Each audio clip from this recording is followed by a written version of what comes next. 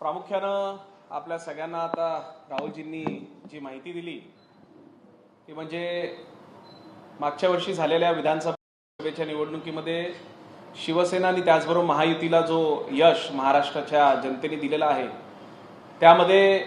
वारंवार राज्याचे माजी मुख्यमंत्री आणि आत्ताचे आपले लोकप्रिय उपमुख्यमंत्री सन्माननीय एकनाथ शिंदे साहेब यांनी वारंवार युवा सेनेचा त्यामध्ये उल्लेख केला की ह्या संपूर्ण निवडणुकीमध्ये ज्या पद्धतीने युवा सेनेनी मेहनत घेतली, काम केलं, त्याच्यामुळे शिवसेनेच्या सर्वाधिक आमदारांना ह्या निवडणुकीमध्ये यश प्राप्त झालं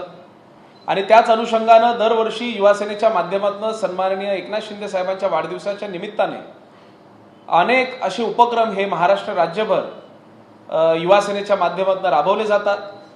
मागच्या वर्षी एक संकल्पना आम्ही हाती धरली होती ती म्हणजे साहेबांच्या 60व्या वाढदिवसानिमित्ताने महाराष्ट्रातील 36 जिल्ह्यांमध्ये 60 असे अनाथ विद्यार्थ्यांना युवा सेनेच्या माध्यमातून दत्तक घेण्यात आलं होतं आणि त्या सर्व विद्यार्थ्यांचं वार्षिक जे काय शालेय शिक्षणाचा खर्च आहे अशा विद्यार्थ्यांना ह्या वर्षभरामध्ये मदत युवा सेनेच्या माध्यमातून हे करण्यात आली होती। आणि यंदा जसं राहुलजींनी आमच्या मुख्य सचिवांनी आपल्याला त्याची माहिती दिली की या वर्षी साहेबांच्या 61व्या वाढदिवसानिमित्ताने युवा सेनेच्या माध्यमातून एक अनोखासा उपक्रम आम्ही राबवत आहोत। ते म्हणजे गेल्या 2.5 वर्ष महाराष्ट्रामध्ये सीएम म्हणून, चीफ मिनिस्टर नव्हे तर कॉमन मॅन म्हणून सन्माननीय एकनाथ शिंदे साहेबांनी जी महाराष्ट्रामध्ये एक स्वतःची ओळख निर्माण करून दिली की सर्वसामान्यांचा मुख्यमंत्री आणि हा राज्याचा मुख्यमंत्री नव्हे तर एक सर्वसामान्य माणूस म्हणून ह्या राज्याला पुढे नेणारा एक व्यक्ती, ह्या दृष्टिकोनातून त्यांनी जे काम केलं त्याच गोष्टीला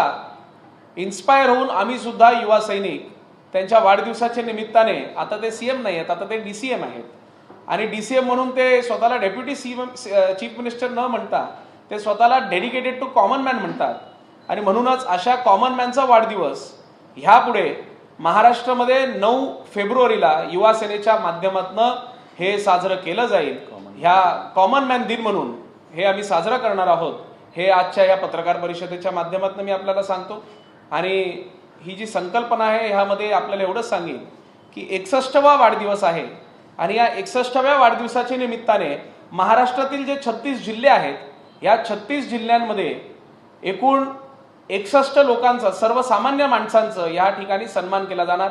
त्यामध्ये सफाई कामगार असेल, पोलीस कर्मचारी असेल, हॉस्पिटलमध्ये काम करणारी नर्स असेल, वॉर्ड बॉय असेल, साधा सोसायटीमध्ये बिल्डिंगमध्ये काम करणारा वॉचमॅन असेल, हारवाला असेल, फूलवाला असेल, असे अनेक जे कॉमन मॅन जे आपल्या डे टू डे लाईफमध्ये आपण ज्या लोकांशी संपर्क करत असतो अशा लोकांचा त्या जिल्ह्यामध्ये सन्मान केला जाणार आहे। प्रामुख्यानं जर 36 जिल्हे आणि 61 कॉमन मॅनचा सन्मान आपण ज्यावेळेस करायचं म्हणतोय, एकूण 2196 कॉमन मॅनचा सत्कार हा ह्या वर्षी 9 फेब्रुवारीला संपूर्ण महाराष्ट्रामध्ये युवा सेनेच्या वतीनं केला जाणार आहे। आणि हा कार्यक्रम इथे थांबणार नाही, हाच कार्यक्रम दरवर्षी ह्याची क्वांटिटी वाढत जाणार। साहेबांचं पुढच्या वर्षी 62वा वाढदिवस असेल तर त्याच पद्धतीनं प्रत्येक जिल्ह्यामध्ये 62 लोकांचा सन्मान केला जाईल आणि ह्या माध्यमातनं एक कॉमन मॅन म्हणून मुख्यमंत्री उपमुख्यमंत्री एकनाथ शिंदे साहेबांना हा युवा सेनेच्या माध्यमातून एक सलामी देण्याचा आम्ही निर्णय घेतलेला आहे। त्यांना वाढदिवसाच्या शुभेच्छा देण्याकरिता एक वेगळा उपक्रम हा युवा सेनेच्या माध्यमातून आम्ही केलेला आहे। हा कार्यक्रम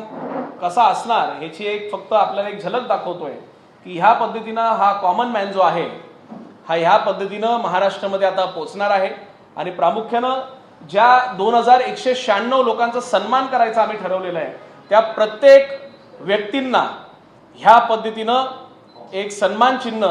हे उपमुख्यमंत्री, शिवसेना पक्षाचे मुख्य नेते एकनाथ शिंदे साहेबांच्या वतीनं देण्यात येणार आहे। हे आज ह्या पत्रकार परिषदेच्या माध्यमातून आम्हाला आपल्याला सांगायचं आहे। मी आपल्या सगळ्यांना एवढंच सांगेन की जास्तीत जास्त लोकांपर्यंत आमच्या ह्या कॉमन मॅनच्या वाढदिवसानिमित्ताने आम्ही जो एक उपक्रम राबवलेला आहे तो आपण पोचवावं एवढीच आपल्याला या ठिकाणी विनंती करतो।